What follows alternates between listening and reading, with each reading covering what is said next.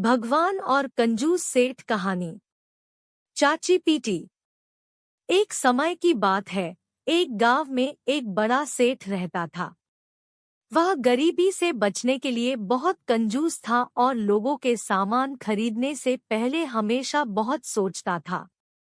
उसके घर पर सभी देशी उपकरण थे, लेकिन उसे यह ध्यान नहीं दिया जाता था कि अन्य लोगों की मदद करना भी एक प्रकार से भगवान की सेवा हो सकती है। एक दिन एक वृद्ध और गरीब आदमी उस सेठ के घर आया और उससे मदद मांगने के लिए उसकी दुख भरी कहानी सुनाई। उसका दिल दया खिंचा और सेठ ने उसे कुछ धन देने की बजाय इस तरह सोचा कि उसे एक उद्योग शुरू करने में मदद कर सकता है, ताकि वह खुद अपनी जीविका कमा सके। सेठ ने इस वृद्ध आदमी को एक छोटे से उद्योग की शुरुआत करने के लिए पैसे दिए। धीरे धीरे उस आदमी का उद्योग बढ़ता गया और वह सफल हो गया। धन्यवाद के रूप में उस वृद्ध आदमी ने सेठ को एक विशेष चीज दी जिसे वह उसके पास से खरीद सकता था। यह एक बहुत ही पुरानी पुस्तक थी जिसमें दिव्य ज्ञान का बहुत महत्वपूर्ण संग्रह था।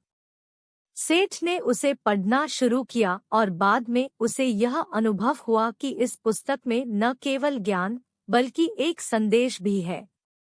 इसमें लिखा था कि दूसरों की मदद करने से हम वास्तव में भगवान की सेवा करते हैं और समृद्धि और सुख की प्राप्ति होती है।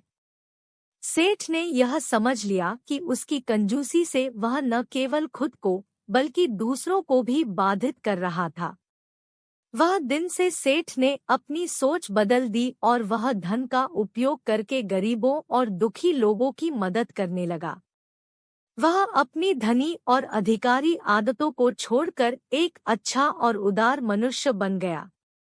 उसकी जीवन में आनंद, शांति और समृद्धि आई और लोगों ने उसे एक महान आदमी के रूप में स्वीकार किया।